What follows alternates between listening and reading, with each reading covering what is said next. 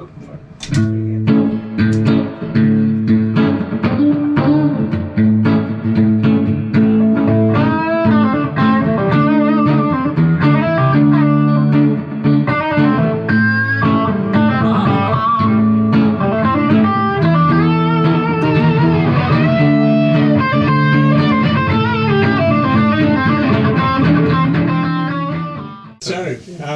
Maybe if we then kind of work on our rundown and everything.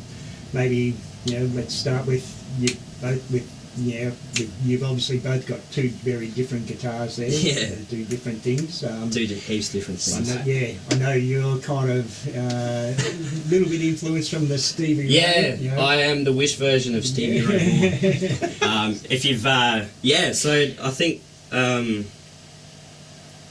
I think early influences, like I probably said in that other video, Johnny Cash and Stevie, they'd share a podium, massive podium together. But yeah, I think Strats have just been something that I really love. I love how they sound, I love how they're all different. My first one was a Squire Strat with the humbucker at the back. Yep. And then... Good choice. Yeah, it was a great choice. It was a good introduction. And my ear for... idea of tone wasn't fully developed, so I was like, oh, this is cool, but looking back I wish I kept it. And then I've got a 92 American Standard. It's like a turquoise blue. That thing plays like a dream. I need to bust that out again. Yes. And play around with that. That was my backup guitar to this one. Then I think earlier on after that I got a 60s Ventera. Didn't gel with it too well. Not saying it's a bad guitar at all. They're great guitars, but I think some guitars are for some people and some aren't. Like they're very catered to the individual, and it's like they speak to you. And then I got this one from Guitar Colonel down in Melbourne. He's got a lot of vintage stuff, and it's like, have you been in there? Yeah, it's Christmas. Every Christmas. day. Yeah. It could be middle of bloody August, and it's Christmas. Heaps of cool stuff, and that's where I found this. And actually Tom Fox, who I'm probably going to mention a lot to do with this, he's I hope to actually do. He's kind of my ultimate band. I want to do. I'll definitely touch on him later. He's a solid dude. Absolutely. He sent me a link for this because we'd been talking about Tone, Stevie Tone, Texas sound. Which I'm forever chasing. I'm trying to come close to it. And then he sent me this, and he's like, go check it out. And I picked it up, played it, fell in love with it. And then the previous guy he was a lefty. Yeah, I noticed that. So he had this put in so it was a mod. So I talked to the guy, and this was on consignment, so you had to talk to the person that the guy's partner, wife, can't remember, and he's like, look, this is what's going on. I can't retail it for full price. It's got a mod on it. Store policy, whatever. Not duty of care, but that sort of thing. Then I picked this up and left work early one day and drove straight down to Melbourne with my pedal board. He had a really, really old Bassman set up in a room. Just played it. I'm like, well, I've really got an affirmation and admiration for Stevie. Just solid, like most Strat players and guitar players that are coming in. He's one of those dudes that's going to be influencing people as soon as they pick up that guitar. Picked it up, brought it home, and fell in love with it.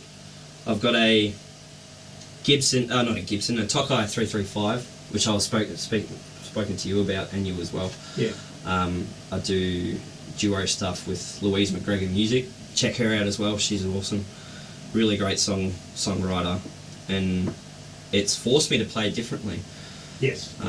You seem to have we were talking about it before, you seem to have your parameters for Strat players, but as soon as you go humbuckers, sorry, not Strat players, single coils, but if you go humbuckers, the not the tolerances, but the gates or the opportunity. The range of different tones that you hear that you've heard in a million different records. It's less straight down. This is how it sounds. And then I've got a Jet a Stratocaster from Jet Guitars, which is, I think, somewhere in Asia, I believe. I took the pickups out and I was on an eBay battle until 2:30 in the morning for this loaded pick guard with the lipstick pickups to make my own kind of Charlie Strat that Stevie has. He's got that Strat with the... and yeah, that's got Duncan, not the Seymour Duncan ones, but the Duncan by Design, the pickups from Korea. Love it. Right. And then to the nitty gritty with pedal boards now.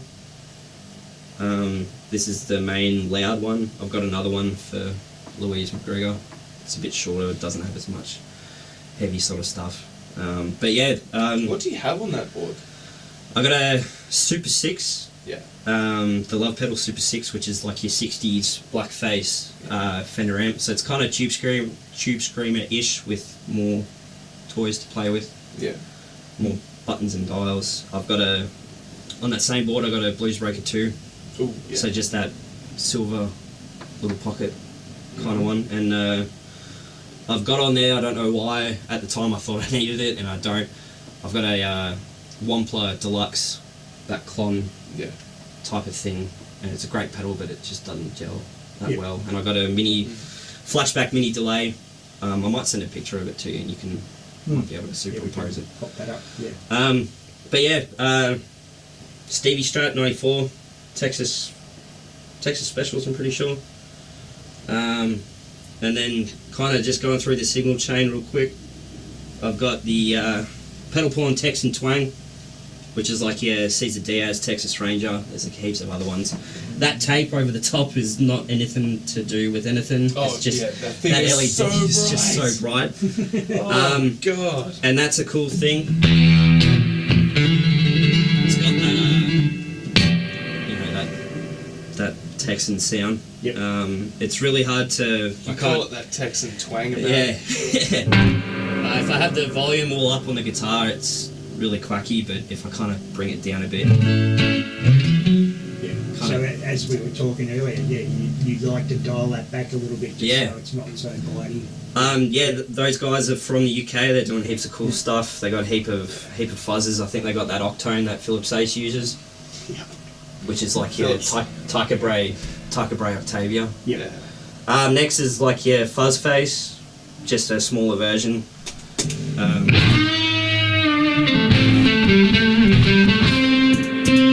Obviously there's quite a volume contrast, but if I want to go heavy with like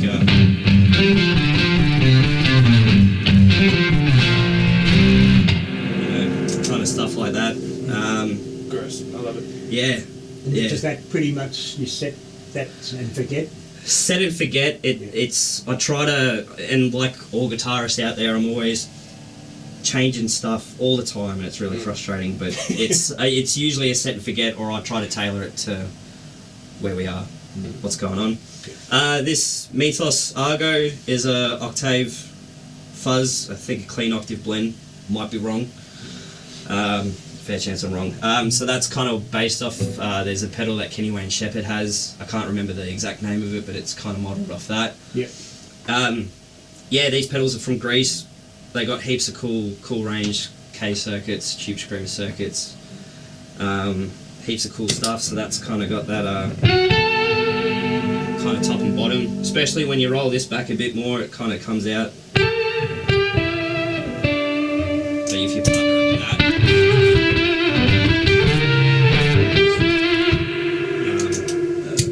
you kind of get that sort of double stacked Hendrixy Stevie fuzz kind of thing.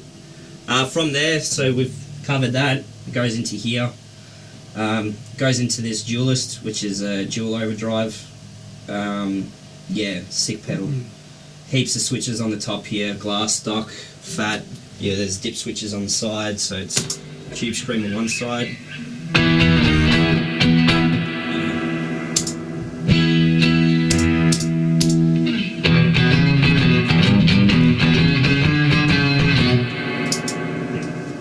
Come across them before. I find it's a bit more of a hotter pedal compared to your regular Tube Screamers. Yeah. And then the other side of that is like a Blues Breaker. Having them together.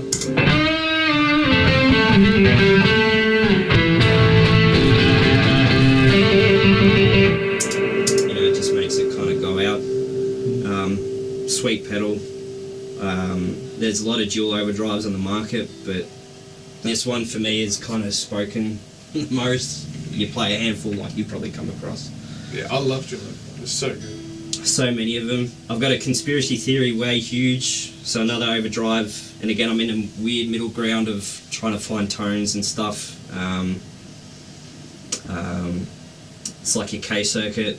Again, it seems just to be a bit hotter, so I kind of only use it if I have to turn the amp down and I still want frequencies to come out.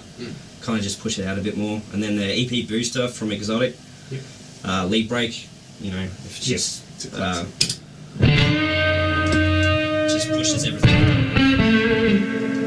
everything out a bit more. And I tend to play a lot with a pickup selector, like if I'm doing if I want that,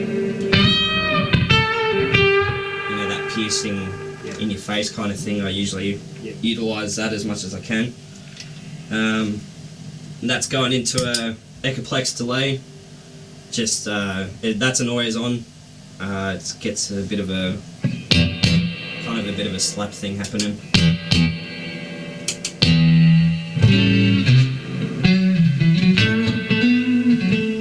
Just one of those things that fills it out a bit more. And then at the end I've got this mellow yellow tremolo, which is a mouthful to say. Whoever came up with that's cool sort of stuff. After a few drinks. Call it mellow yellow. But yeah, it's just got that kind of swampy feel. And yeah, like anything, it's just something there to come across when I want to do something a bit weird. So that's your only modulation, basically? Yeah, pretty much. I'm looking at more modulations. I'm looking at like Pogs, polyoctave generators, I think they are. And looking at chorus pedals as well, mainly for the stuff that I'm doing with Lou. A lot of her songs are kind of dreamy and not spacey in that word of heaps of space, but like... Atmospheric. Atmospheric is the right one. So that's, it's... that's pretty much it. I try to keep it relatively simple with 4 to 5 overdrives on the board. Gotta have options. But yeah, there's heaps of shit, and I love it.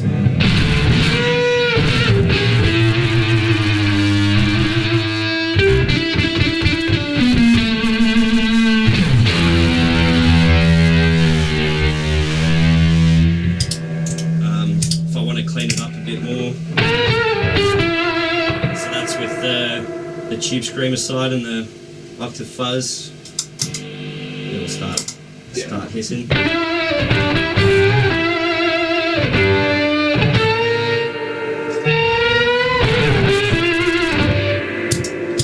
And yeah, I think the beauty, or the thing that I like the most about having this kind of down a bit, cleaning it up, if I want to do a bit more push, I've got that there just in case I want to do it. What I found too with band stuff is like, if you are ripping and going for it, if you've got your volume at about 5 or 6, you're like, I need that bit more. But a lot of the time when you're doing your solos, you're at the front of whatever stage you're on. Your board's back there. So it's good to have more on tap to go bang. Kind of that sort of contingency, but I like it. It does what I want it to do. I try not to change it too much, but it's hard. It is hard. It's literally like any guitarist as well. You end up in that rabbit hole, man, and it's like each pedal does a thing, but how it does that thing, it's just a little bit different. It's just that little bit different. It's annoying. It's annoying, but it's cool. It's but fun. It's like, it's a rabbit hole, but you don't mind being stuck in it. I need like a data transfer plug from my brain to something just to, because you're always chasing that this tone. Is what you need. There's a lot there for that Texas blues sound, which I absolutely love and adore, and I think now with the cost of living of stuff, I've got to really try and knuckle down and make sure I don't buy some sort of stuff, but yeah, I'm always on the hunt, and always, even if I go to gigs or doing stuff like this, I'm always just checking everyone else's popping the side eye and seeing what's going on, or like blues jams. There's a heap of cool caliber players there that have got some really cool toys. Yeah, and it's really cool. Yeah, but at the moment, this pretty much works for this you. Is it. Yeah, this is it. And again, Tom Fox, absolute legend. You are a legend. It's funny, like, the more you talk to people, the more you mention Tom Fox, and Tom Fox names gets brought up. You're like, oh, everyone knows Tom Fox. I religiously see him anything for electronics. He's helped me put this board together. We've got these solderless connections from Bad Monkey solderless. I think they're Bad Monkey. The name's Monkey in there, and yeah, he's measured them out for how much I need. So he hand done all the... Yeah. He's a absolute wizard. I've got a True Tone CS12 or 10. Power supply, protected. That's got the 18 volt coming through to it. Right. Because that can take up to... It's got the headroom for 18. Yeah, cool. And yeah. So what is your power supply you got down under there? The CS True Tone CS12. Right.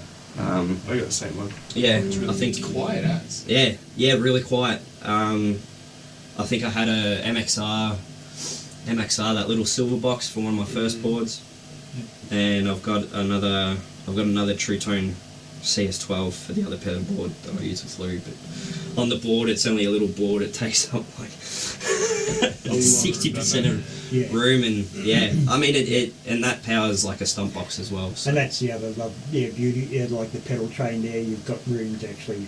Yeah, you can mount it up. But yeah, Jared's board. I'm keen to see what he does with that because it's a lot neater. But it gets the job done. If I want to get heavy and handed and get into it, I've got the capabilities there. If I want to go quiet, I've got it there. But